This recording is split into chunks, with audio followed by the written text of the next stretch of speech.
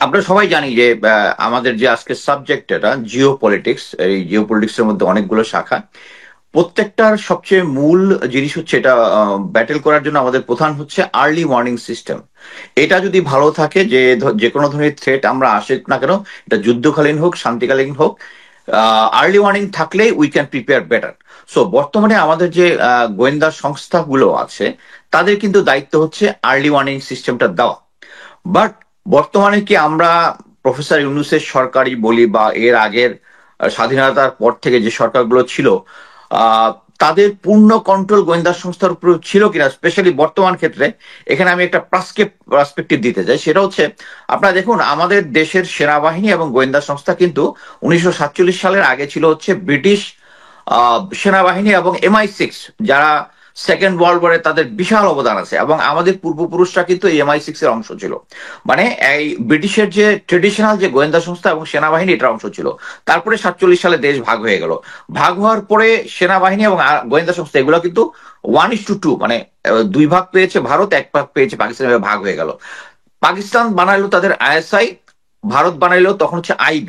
এই IBর কিছু শর্টকামিংস দেখা গেছিল যখন 65 ওয়ার এবং পাকিস্তানের একটা অপারেশন জিব্রাল্টার, যেটার তার আর্লি ওয়ার্নিং কোনো কিছু পায় নাই, তখন তারা অ্যানালাইসিস করে বের করলো যে আমাদের একটা আরো স্ট্রং একটা গোয়েন্দা সংস্থা, যেখানে যেখানে ইনফরমেশন, যেটাকে বলেছে অ্যানালাইসিস করা, তাদের অ্যানালিটিক্যাল ক্যাপাবিলিটি দুর্বল ছিল। সো তারা তখন তৈরি করেছে।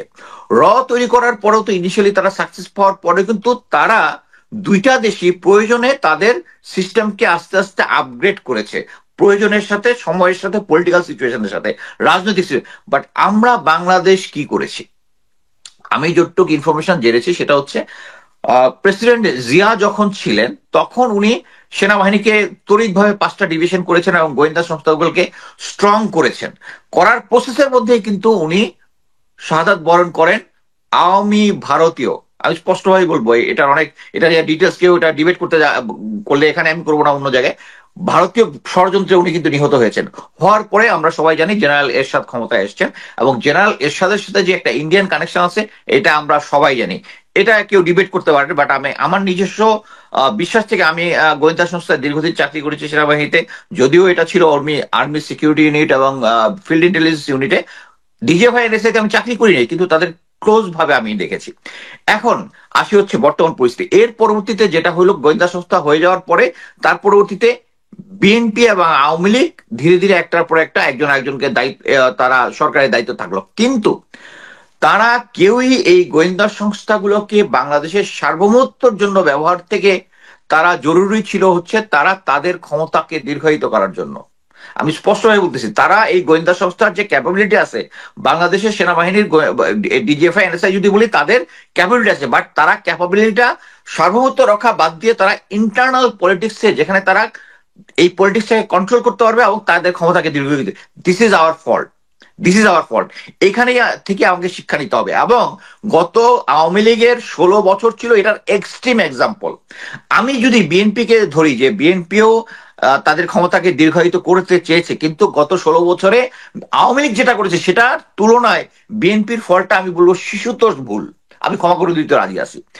এরকম একটা পরিস্থিতিতে এই যে প্রথমে রেজাউল, লেফটেন্যান্ট রেজাউল যেটা বললো, সেটা হচ্ছে আমাদের কোনো ডক্টরেট নেই। কিন্তু আমাদের কোনো ডক্টরেট নেই, সরি, মেজর রেজাউল, আচ্ছা, ডক্টরেট নেই, কিন্তু আমাদের একটা ডক্টরেট ভারত খুব ভালোভাবে ধরেছে। সেটা হচ্ছে, আমরা এই আধুনিক যুগে জিও পলিটিক্সে কেউ বন্ধু না, কেউ শত্রু না।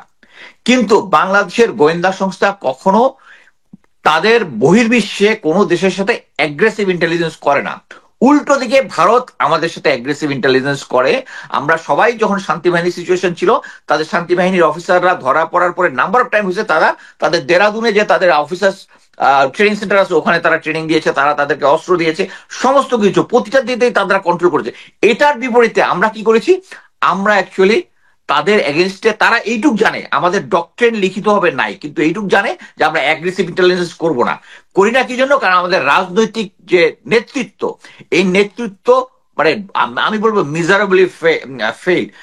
ব্রিগেডিয়ার জিয়া স্যার যেটা বললেন, যে আমাদের যেরকম সেকেন্ড লেফটেন্যান্ট অবস্থা থেকে প্রশিক্ষিত হতে হতে আমরা এই পর্যায়ে এসে আমি এখন জিওপলিটিক্স নিয়ে কথা বলার শক্তি রাখি বা জ্ঞান রাখি, কি জন্য রাখি? কারণ আমি সারা বছর সেনাবাহিনীতে যে ট্রেনিং করেছিলাম, প্রতিটা মাসেই দেখা যেত আমাদের সেখানে একটা Jio politics, internal security, external security নিয়ে আমরা একটা প্রেজেন্টেশন কোনো কিছু সবসময় আমরা শিক্ষার মধ্যে ছিলাম। কিন্তু পলিটিশিয়ানদের এই সিচুয়েশনটা, তাদের এই প্রশিক্ষণটা নেই, এবং এই কারণেই তারা যখন ক্ষমতায় যায় তাদের কাছে ক্ষমতাটাকে দীর্ঘায়িত করাটা হচ্ছে মোস্ট ইম্পর্টেন্ট। সো আমি এখানে বলবো যে আমি অ্যাকচুয়ালি শহীদুজ্জামান স্যার যেটা বলেছেন, আমি দেখেছি যে জামাতে ইসলামের যে আব্দুল্লাহ তাহের বোধহয় ওনার নাম, উনি যে কথাগুলো উনি বলেছেন নিউ ইয়র্কে, আমার কাছে কথাগুলো কিন্তু ভালো লেগেছে। কি জন্য? That serves my interest, my country's interest, not Jamaat Islami's interest. এটা যদি শুধু জামাতে ইসলাম ইন্টারেস্ট হতো আমি এটাকে সাপোর্ট করতাম না। উনি বলেছে, যদি তারা যখন বলে যে যেহেতু বর্তমানে ভারতের যে তাদের কূটনৈতিকরা বলেছে যে জামাতে ইসলাম যদি আসে তাহলে এটা তাদের পারপাস সার্ভ করবে না। আরেকজন কূটনীতিক বলেছে যে তার নেইবর যারা আছে তাদের ইন্টারনাল জিনিসপত্র কত কিছু নেই, তা এটা হচ্ছে তার সরাসরি আমাদের সার্বভৌমত্বের প্রতি হুমকি। আমরা যদি ভারত এবং আমরা যদি দেখি ভারত এবং ইসরায়েল এই দুইটা কিন্তু তাদের পলিটিক্যাল অ্যালাইজ, এবং তারা সেম সেম পলিটিক্যাল থিওরি করে, এবং তারা যেহেতু বোথ ফাইটিং মুসলিম, তারা নিজেদের মধ্যে কোঅপারেশন করে। সো এই জিনিসটাই আমাদেরকে, এই জামাত ইসলামের লিডার যেটা যে কথাটা বলেছেন সেটা হচ্ছে, যদি ভারত আমাদের উপরে কোনো অ্যাগ্রেসিভ কোনো কিছু করে তাহলে ইন্ডিপেন্ডেন্সের যে আগুন এটা এই দক্ষিণ এশিয়ায় ছড়ায় পড়বে। Clearly it's a threat.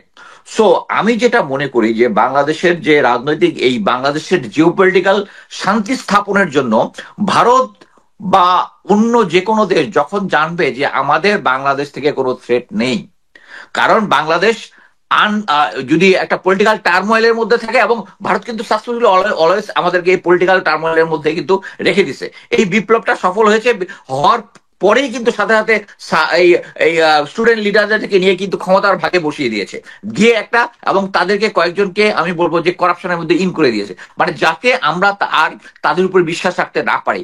কিন্তু আমাদের বুঝতে হবে যে এই লিডাররাই কিন্তু শেখ হাসিনার গুলির সামনে তারা দাঁড়িয়েছিল, কিন্তু পরবর্তীতে they were misled by our our general Waker, general Hamid যে ডিজিএফআই ছিল।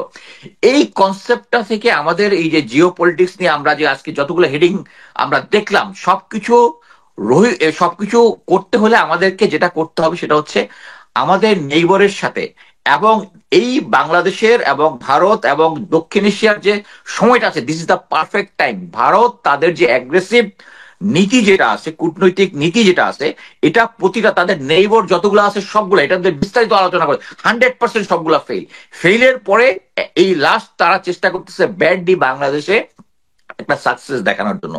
এবং আমাদের সবচেয়ে দুঃখজনক বিষয় হচ্ছে আমাদের গোয়েন্দা সংস্থার কিছু লোকজন একটা পার্ট এখনো তাদের সাথে সহযোগিতা করতেছে। আমি একটা জিনিস বলতে পারি, সেনাবাহিনী বর্তমানে গ্রাউন্ডে আছে ম্যাজিস্ট্রেসি পাওয়ার সহ। আমার 28 বছর চাকরিতে আমি কখনো ম্যাজিস্ট্রেসি পাওয়ার পাই নাই, কিন্তু জনগণের আস্থা আমরা অর্জন করতে পেরেছিলাম। আমরা যখন গ্রাউন্ডে গিয়েছি লোকজন আমাদেরকে বিশ্বাস করেছে, এবং আমরা শান্তি শৃঙ্খলা। বাট বর্তমানে যে সিচুয়েশন আছে, এই সিচুয়েশনটা একটা এক্সট্রিম সিচুয়েশন। আমি বলবো জামাত ইসলামের প্রতি আমার আমার কোনো ছিল না, মানে আস্থা ছিল না যে তারা দেশে আসলেই ইসলামিক ভাবে ভালো একটা কিছু করতে পারবে, বা ইসলামিক শাসন বা ইসলামী নিয়ম নীতি মেনে করতে পারবে, কারণ ফ্রম লং হিস্ট্রি। বাট কিন্তু আমি গোয়েন্দা সংস্থা মানে হচ্ছে, আমি ক্লিয়ারলি বলি ডিজিএফআই আমি তাদের গোয়েন্দা সংস্থা নিয়ে যে অ্যানালাইসিস করে এটা আমি পড়ার সুযোগ হয়েছিল। একমাত্র জামাতে ইসলামী তাদের আইনের ভিতরে, তাদের যে কনস্টিটিউশন, এবং তারা তাদের দলের ভিতরে গণতন্ত্র মেনে চলে, আর কোনো দল কিন্তু এটা এটা করে না। এবং বর্তমানে যে সিচুয়েশনটা হয়েছে, আমি এখানে ক্লিয়ারলি বলে দিতে চাই যে এখন যে গোয়েন্দা সংস্থাগুলো যারা ভারতের সাথে কোলাবোরেট করেছে, তাদের মধ্যে একটা অংশ এখন বিএনপি কে হেল্প করতেছে জনমত জরিপ করে। আমি আবার বলি, বাংলাদেশের বর্তমানে মানে ডিজিএফআই এবং এসআই এর একটা অংশ তারা সরাসরি জরিপ করে বিএনপি কে হেল্প করার চেষ্টা করছে নেক্সট যাতে বিএনপি আসে। এবং আমরা ক্লিয়ারলি দেখতেছি যে ভারত বিএনপির প্রতি মানে তারা খুশি।